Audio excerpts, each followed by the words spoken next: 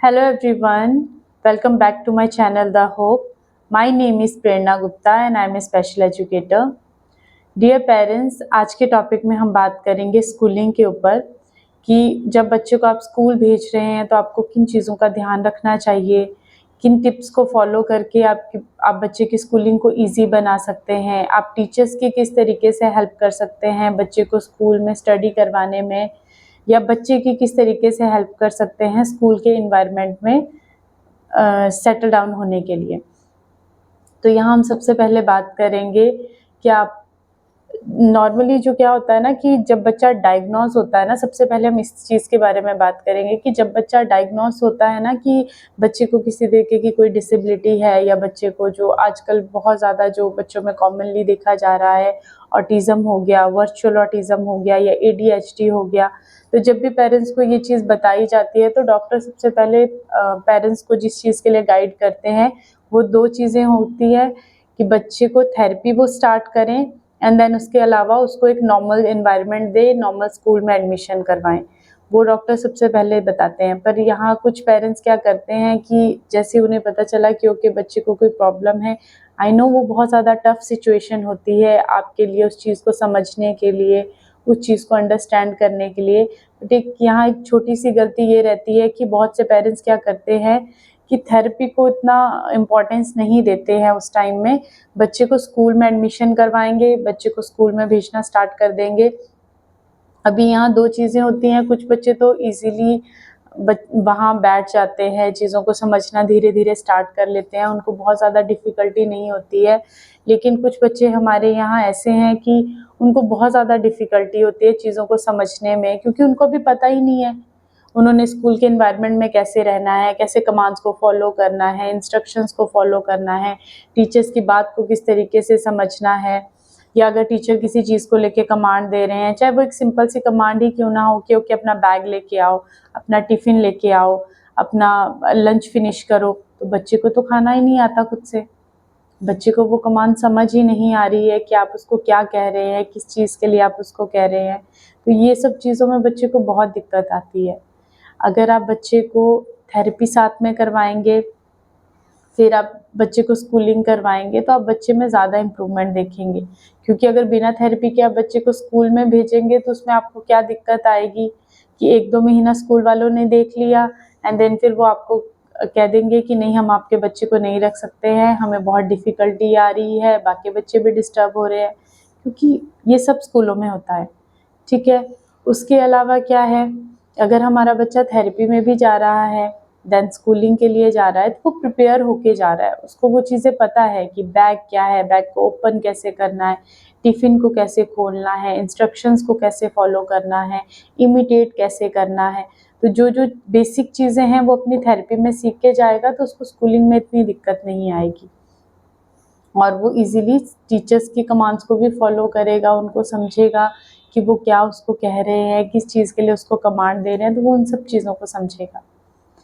अभी इसके अलावा हम बात करते हैं कि जब बच्चा स्कूल चला गया तो आप किन चीज़ों के ऊपर ध्यान देंगे, किन कमांड्स को फॉलो करेंगे, किन एक्टिविटीज़ पे वर्क करेंगे। बच्चा स्कूल में चला गया, सबसे पहले आप टीचर्स से या स्कूल से कोई भी चीज़ बच्चे के रिगार्डिंग नहीं छुपाएंगे, आप उनको बच्चे के बारे में सभी चीज़ें बताएंगे कि क्या बच्चे को प्रॉब्लम है, किन किन चीज़ों में बच्चे को, जैसे कई बच्चों को क्या होता है ना, म्यूज़िक लाउड चल रहा है तो बच्चा इरिटेट हो जाता है, कानों पे हाथ रखना स्टार्ट कर देता है, या वो ज़ोर से चिल्लाना स्टार्ट कर देगा, रोना स्टार्ट कर देगा। तो ये छोटी छोटी चीज़ें हैं, आप स्कूल वालों को पहले ही उन चीज़ों के बारे में बताएंगे। सेकंड, पेरेंट का अपने थेरेपिस्ट के साथ और टीचर्स के साथ क्लियर कम्युनिकेशन होना चाहिए, उसमें कोई भी दिक्कत नहीं होनी चाहिए। इवन उसमें टीचर्स को भी कमांड दी जानी चाहिए कि अगर आपको कहीं भी किसी भी चीज़ के रिगार्डिंग कोई भी प्रॉब्लम आती है तो आप डायरेक्टली पेरेंट को बताएं, ताकि वो थेरेपिस्ट को बता के बच्चे की वो चीज़ों को, वो एरियाज़ को कवर अप करे। इसमें एक छोटी सी चीज़ मैं ज़रूर मेंशन करूँगी, उन सभी स्कूल्स में, या कोई टीचर मेरी वीडियो देख रहा है या कोई स्कूल का प्रिंसिपल मेरी वीडियो देख रहे हैं, तो उन सभी से एक छोटी सी रिक्वेस्ट है कि अगर आपके पास कोई भी बच्चा आता है जिसको ऑटिज़म है, ADHD है या अदर किसी तरीके की डिसेबिलिटी है, अगर आपको लग रहा है ना कि बच्चा बहुत हद तक कोऑपरेट कर रहा है, तो प्लीज़ आप सभी से भी हाथ जोड़ के रिक्वेस्ट है कि आप बच्चे के साथ कोऑपरेट करें। बच्चे को आपकी बहुत ज़्यादा ज़रूरत है। आपका दिया गया 5 से 10% बच्चे के लिए बहुत ज़्यादा हेल्पफुल रहेगा। इवन स्पेशली पेरेंट्स के लिए बहुत ज़्यादा हेल्पफुल रहेगा, जो अपने बच्चे के लिए इतने एफर्ट्स लगा रहे हैं, थेरेपिस्ट इतना एफर्ट्स लगा रहे हैं। अगर आप बच्चे को समझेंगे तो हम अपने बच्चे को और ज़्यादा कवर अप कर पाएंगे, उसमें और ज़्यादा अच्छी इम्प्रूवमेंट लेके आएंगे। ये सभी टीचर्स से और पेरेंट्स से मेरी रिक्वेस्ट है कि प्लीज़ प्लीज़ आप बच्चे को समझें, उसको इस तरीके से डील ना करें क्योंकि हम नहीं देख सकते हैं। मैं समझती हूँ टीचर्स कि आपके पास क्लास में जब 20 to 30 के अराउंड बच्चे होते हैं ना, तो बहुत मुश्किल होता है बच्चे को समय देना। बट आपका 5% अटेंशन भी या 5 मिनट के लिए दिया गया अटेंशन भी बच्चे के लिए बहुत ज़्यादा हेल्पफुल है, जब बच्चा सिटिंग दे रहा है, चीज़ों को समझ रहा है। और यहाँ एक चीज़ पेरेंट्स के लिए है कि हमारा पर्पस बच्चे को क्लास वाइज प्रमोट करना नहीं है कि उसने फर्स्ट कर लिया, सेकंड कर लिया, थर्ड कर लिया। यहाँ जो हमारा मेन पर्पस है वो है हमारे बच्चे को एजुकेट करना, उसको लाइफ स्किल सिखाना, उसको समझाना कि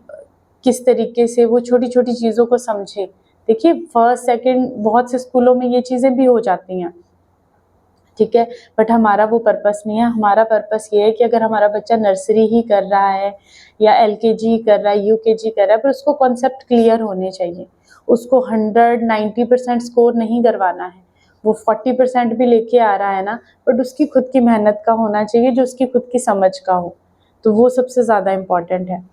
अभी हम नेक्स्ट इसमें बात करेंगे, हम स्कूल की बात कर रहे थे, हम अपने टॉपिक पे वापस से आते हैं। हम स्कूल की बात कर रहे थे कि जब बच्चा स्कूल जाता है तो किन किन चीज़ों पे हम ध्यान रखेंगे।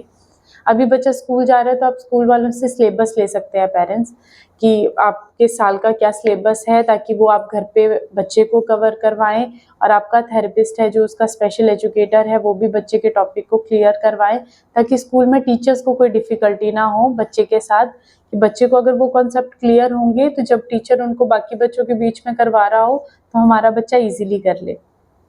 कम्युनिकेशन क्लियर होना चाहिए। सिलेबस आप बच्चे के लिए पहले ही ले लेंगे कि बच्चे को कोई दिक्कत ना आए, और टीचर को जब भी किसी चीज़ से रिलेटेड प्रॉब्लम आए तो टीचर को क्लियरली आपकी तरफ से कमांड होनी चाहिए कि वो आपको उस चीज़ के बारे में